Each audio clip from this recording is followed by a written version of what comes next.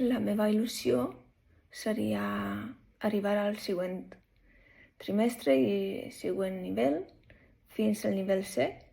M'agradaria l'últim nivell, però jo crec que amb ambició i amb lluita ho faré.